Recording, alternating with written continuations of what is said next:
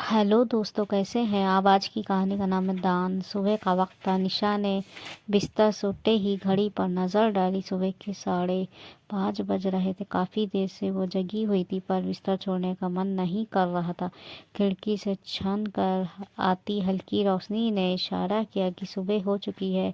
उसने सोचा अब बिस्तर छोड़ देना ही ठीक है। वो बाथरूम में जाकर हाथ मुंह धोने के बाद बाहर आई और धीरे धीरे बिस्तर ठीक करने लगी। इतने में दूध वाले की घंटी बजी। निशा ने दूध लेकर किचन में रखा। तभी उसके पति नीतीश बाबू भी सैर पर निकलने के लिए तैयार हो गए। दोनों के बीच संवाद बहुत कम होता था। उनके रिश्ते अब किसी पुराने रूटीन की तरह चल रहे थे, बिना किसी उत्साह, उमंग और नयापन के। नीतीश के जाते ही निशा अखबार लेकर बैठ गई। कुछ पढ़ने की कोशिश की, पर उसकी नज़रें दीवार पर टंगी उस तस्वीर पर टिक गई जिस पर माला चढ़ी हुई थी। उसकी आंखें भर आईं, लेकिन उसने खुद को संभाला और बगीचे की ओर बढ़ गई। वहां सूखी पत्तियां, झाड़ी, लताओं को संभाला। इस बीच नीतीश बाबू भी शहर से लौटते हुए दिखाई दिए। निशा चाय बनाने के लिए रसोई में चली गई। चूल्हे पर चाय चढ़ाते ही उसके ख्याल भटकने लगे। उसका इकलौता बेटा नीलेश 18 साल का था, होनहार और पढ़ाई में अव्वल। अब मनूस दिन की सुबह वो तीनों पिकनिक पर जा रहे थे और नीलेश ही कार चला रहा था। निशा बार बार कह रही थी कि गाड़ी धीरे चला, लेकिन नीलेश शरारत भरी मुस्कान के साथ गाड़ी तेज करता जा रहा था। तभी अचानक एक ट्रक सामने से आ गया। घबरा कर नीलेश ने गाड़ी साइड में ली, लेकिन गाड़ी एक पेड़ से टकरा गई। अस्पताल पहुंचने के बावजूद नीलेश को बचाया नहीं जा सका। नीतीश और निशा को सिर्फ मामूली खरोंचें आई थी, लेकिन उनके जीवन का सबसे बड़ा नुकसान हो चुका था। भारी दिल से उन्होंने अपने बेटे के अंगों का दान कर दिया। समाज सेवा का जुनून तो उनमें पहले से था। उसने इस दुख को सहने का थोड़ा राहत देने की कोशिश की। वो समय निशा और नीतीश के लिए असहनीय था। महीनों उसकी आंखें सूखी नहीं थी। बेटे के बिना जीवन का कोई मकसद ही नहीं बचा था। खुद को संभालने के लिए उन्होंने पौधे लगाए और एक पप्पी वाला, लेकिन नीलेश का खालीपन कहीं ना कहीं हर वक्त उनके साथ था।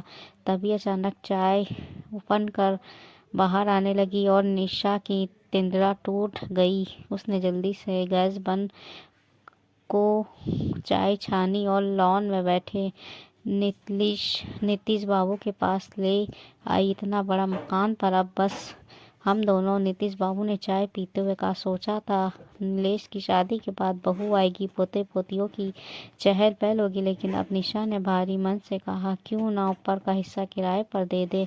नीतीश बाबू ने सुझाव दिया, किराए पर। निशा ने चौंकते हुए पूछा, हाँ, कम से कम घर में कुछ चहल पहल तो होगी, सुरक्षा भी रहेगी, और अगर हमें कहीं जाना पड़े तो घर खाली नहीं रहेगा। नीतीश बाबू ने समझाया। इसी बीच गेट खुलने की आवाज़ आई। सुनील वर्मा नाम का एक शख्स अंदर आ रहा था।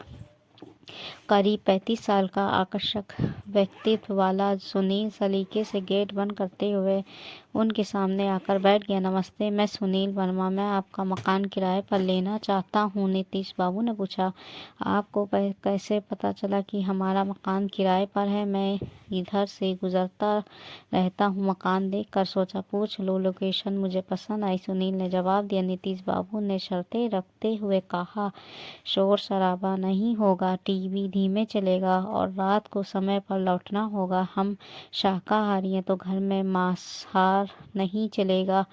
किराया भी हमारे हिसाब से होगा। मुझे आपकी सारी शर्तें मंजूर हैं, बस आप इजाज़त दे दे तो मैं सामान ले आऊं। परिवार में मैं और मेरी पत्नी है, सुनील ने सजगता से कहा। कुछ ही दिनों में सुनील ने मकान में अपना सामान व्यवस्थित कर लिया। धीरे धीरे घर में रौनक लौटने लगी। सुनील और उसको पत्नी शालू निशा और नीतीश बाबू का बहुत ख्याल रखते थे, खासकर सुनील, जो निशा की हर छोटी बड़ी ज़रूरत का ध्यान रखता। एक दिन निशा की तबीयत बहुत बिगड़ गई। नीतीश बाबू शहर से बाहर थे और उस वक़्त सुनील ने रात दिन उनकी सेवा की।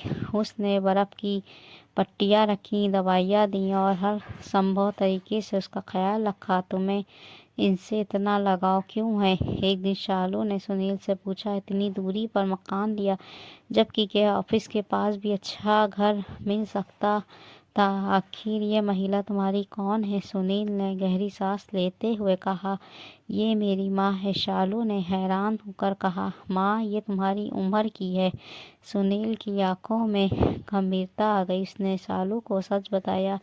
जब नीलेश का एक्सीडेंट हुआ था तब उन्होंने अपने बेटे के अंगों का दान कर दिया था। उसी में से एक किडनी मेरे शरीर में प्रत्यारोपित की गई। उन्होंने बिना ये जाने कि अंग किसे मिल रहा है ये महान कार्य किया। मैं आज जो भी हूँ उन्हीं की वजह से हूँ, इसलिए मैंने ये मकान किराए पर लिया ताकि उनकी सेवा कर सकूँ। शालू निशब्द खड़ी रही। फिर ये रिश्ता खून का नहीं था, लेकिन उससे कहीं ज़्यादा गहरा था, माँ और बेटे का अनोखा बंधन। निशा ने अपने बेटे के अंग देखकर सुनील को दूसरी जिंदगी दी थी। ये सुनकर शालू की आंखों में आंसू आ गए। उसने निशा की ओर नए नजरिए से देखा, न सिर्फ एक मकान मालकिन के रूप में बल्कि एक सच्ची माँ के रूप में।